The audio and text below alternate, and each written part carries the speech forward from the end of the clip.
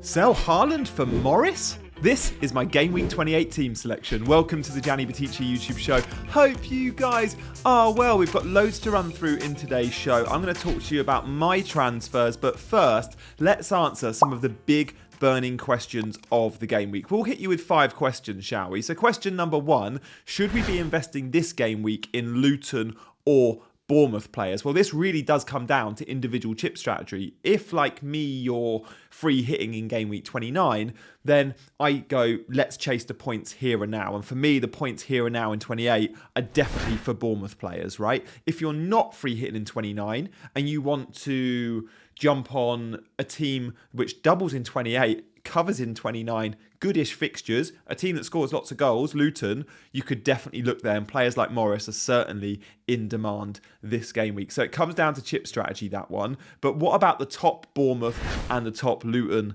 players? Well, that's question number 2 for me at Bournemouth. Do you go and chase the upside with goals, or do you go maybe double Bournemouth defence with a Solanke?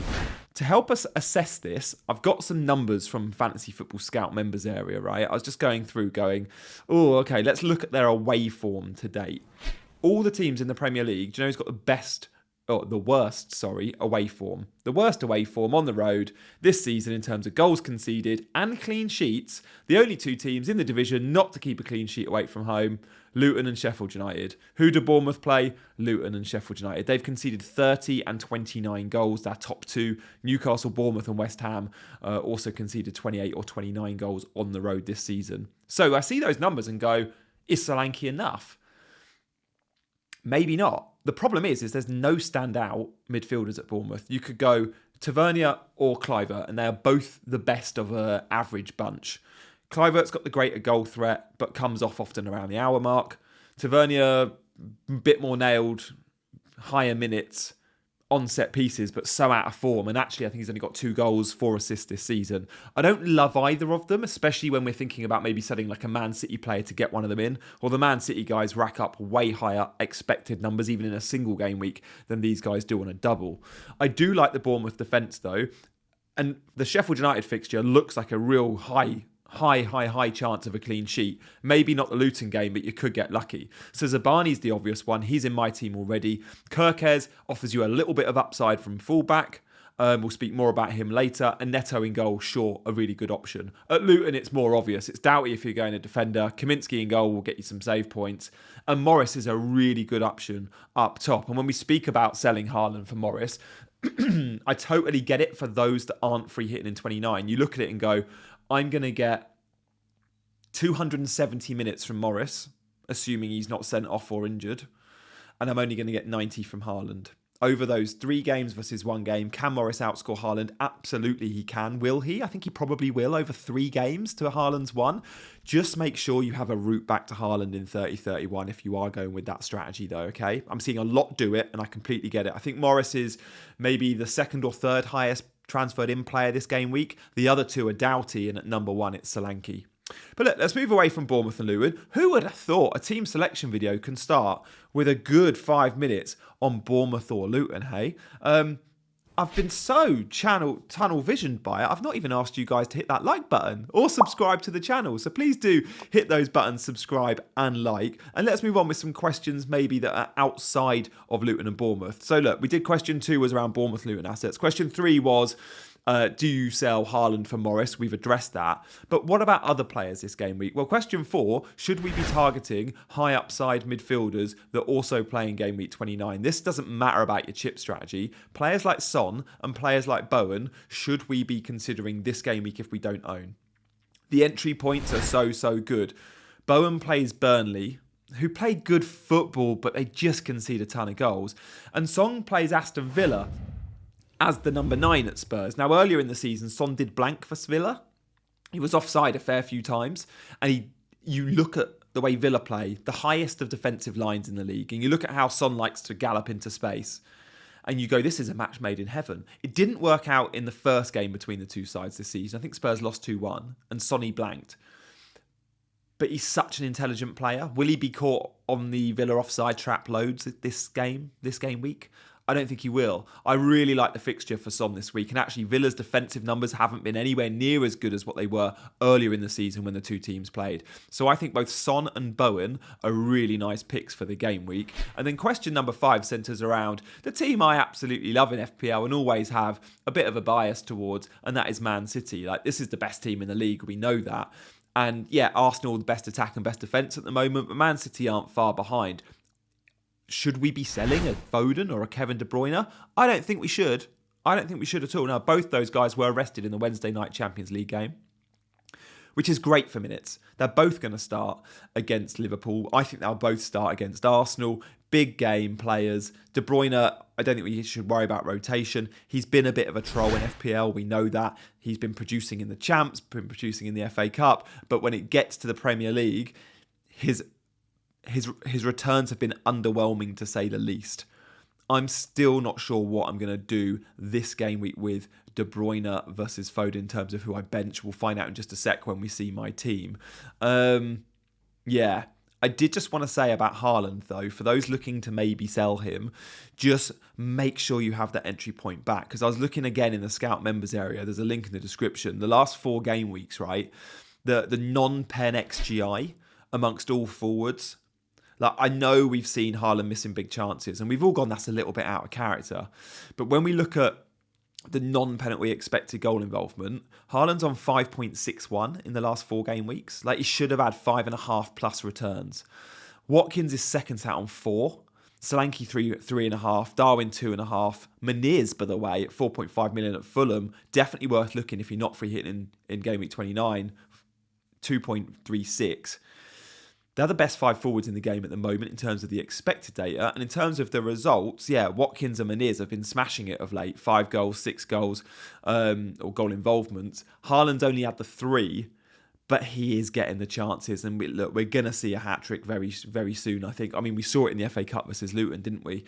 So I would be very cautious about selling any Man City player, more than ever Haaland. But look, let's have a look at my team this game week and how I'm set. Firstly, like we often show my team, we won't look at last week's points. That was ages away. I got 85 points and -4. I'm fairly happy at the moment in terms of overall rank. We're looking at 129k. A small green arrow, right? A month ago, I was at 45k. It's been it's not been the best month or so. But with my chip strategy, with the team I've got in place, I'm really hoping for a strong kind of couple of weeks. So let's have a look at my team. The first thing that probably jumps out is, he's still got triple City attack. And what's he going to do with his transfer this week? Well, I have 3 options, right? At the moment, I'll talk through those 3 options and a percentage chance that I pull the trigger on that option. So my current plan, right? This is option number... No. Let's lead to the current plan. Let's give you, right, option number 1, I'm only 15% likely to do. That is Dubravka for Neto. If I do Dubravka for Neto, I get an extra double game week player, and Neto and Areola rotate really nicely, right? So that's an option. And if I make that move, then the team we can see on screen has Neto in goal, Gabriel at the back, Zabani with a double game week, Doherty with a double game week.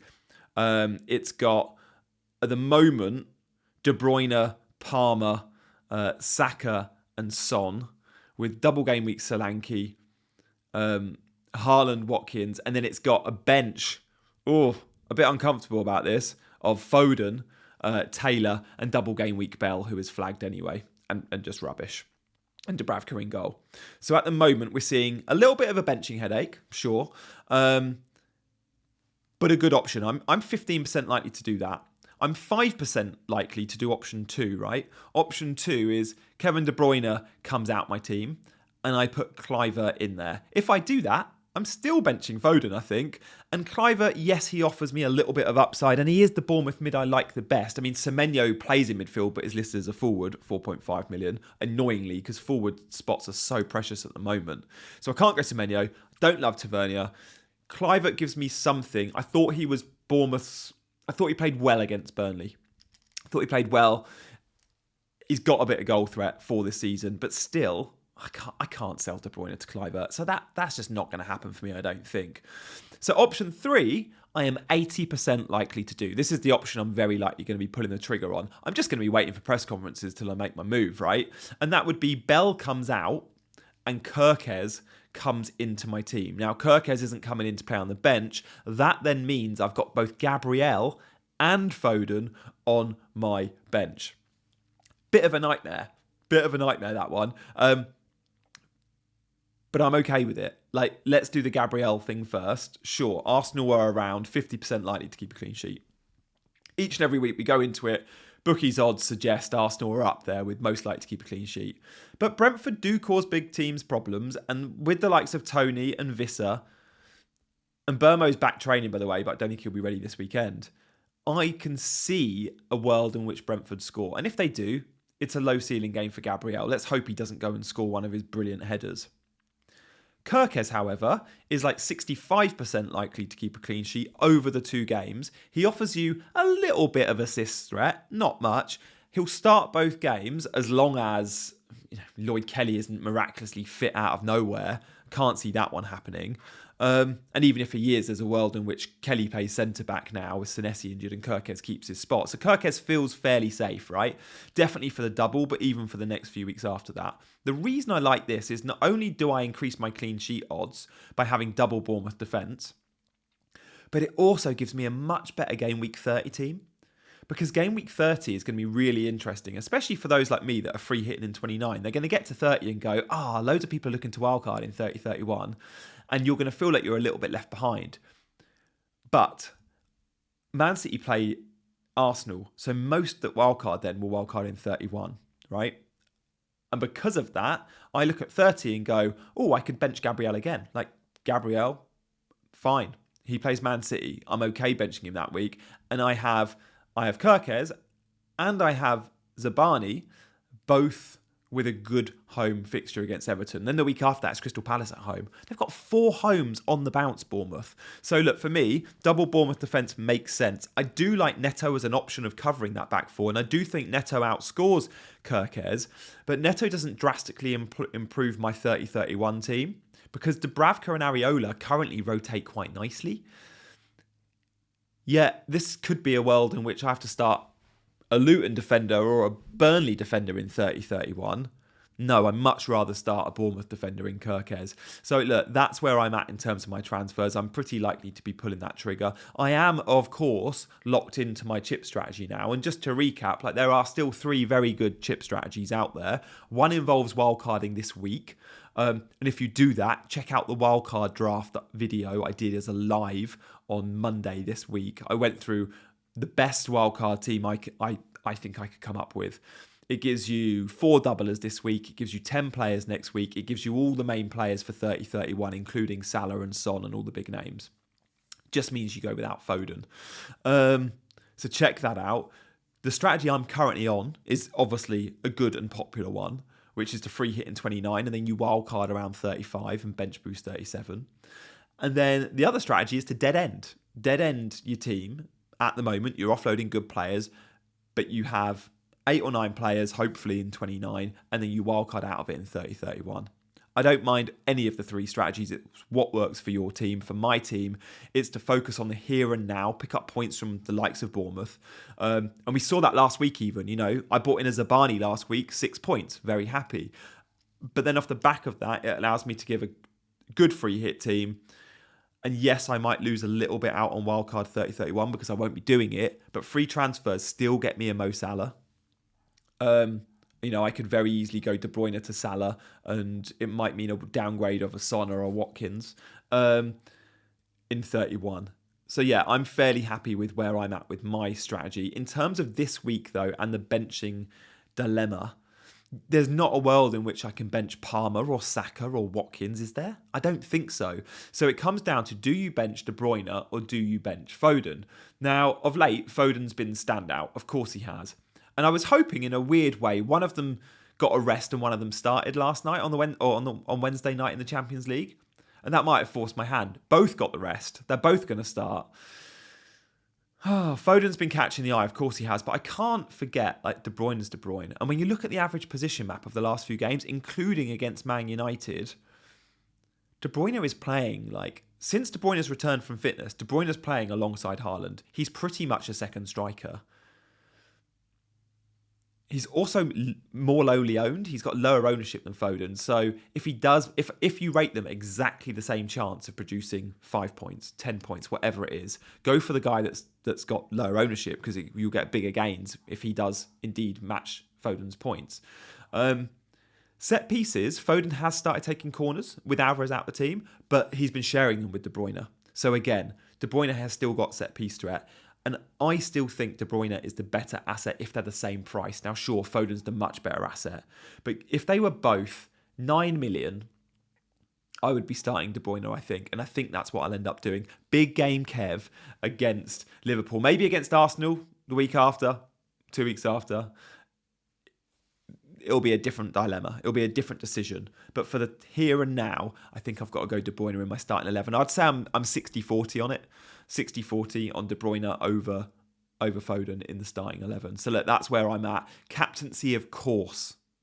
Solanke, right? Is anyone not captain? If you're not captain Solanke, maybe go for like a Morris.